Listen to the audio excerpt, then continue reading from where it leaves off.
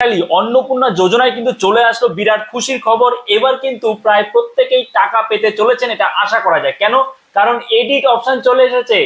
Edit option, আপনি যদি কোনো কিছু ভুল করে থাকেন ফর্ম ফিল আপের সময়, তাহলে কিন্তু এখানে আপনি এডিট করতে পারবেন। হয়তো আপনার ভুল ইনফরমেশন, মানে অনিচ্ছাকৃতভাবে ভুল ইনফরমেশনের জন্য আপনি টাকাটা পাচ্ছেন না, বা যেভাবে হোক আপনার ভুল হয়েছে, তো এখন আপনার কোনো চিন্তা নেই, এবার কিন্তু আপনারা এডিট করতে পারবেন। তবে কিভাবে এডিট করতে পারবেন সেটা কিন্তু আজকের এই ভিডিওতে ডিটেলসে বলবো। যদি আপনি ঠিকমতো না শুনেন তাহলে কিন্তু এডিট করতে পারবেন না।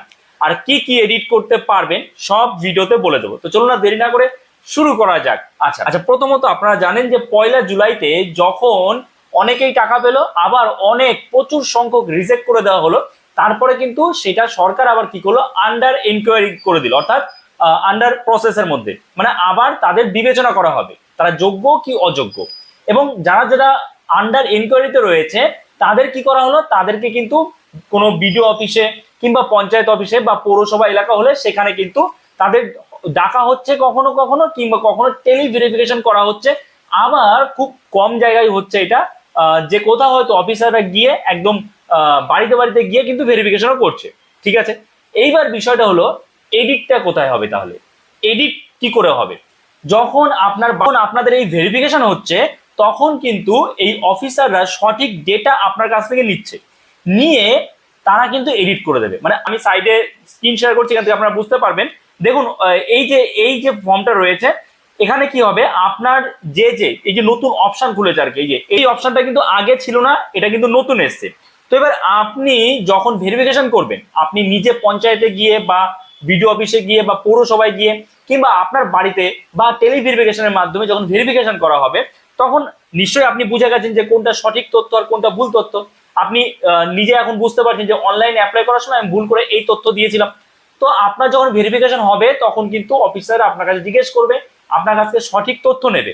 নেওয়ার পর তারা কি করবে, তারা কিন্তু আপনার ফর্মটা আবার ওপেন করবে। এই যে দেখতে পাচ্ছেন এডিট ফ্যামিলি, এই এডিট ফ্যামিলি, এই যে দেখতে পাচ্ছেন এডিট ফ্যামিলি, এই এডিট ফ্যামিলিতে ক্লিক করলেই কিন্তু পুরো আপনি যে পুরো ফর্মটা ফিল আপ করেছিলেন সেই ফর্মটা কিন্তু খুলে যাবে। এবং তা খুলে গেলেই কিন্তু সেখানে আপনার ইচ্ছা মতো এডিট করা হবে।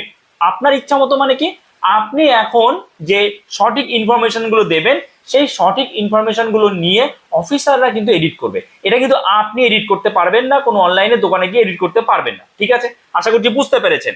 তো এবার এই যে এডিট করবেন, আপনি নিজের ইচ্ছা মতো যা কিছু বলবেন তা তো নয়।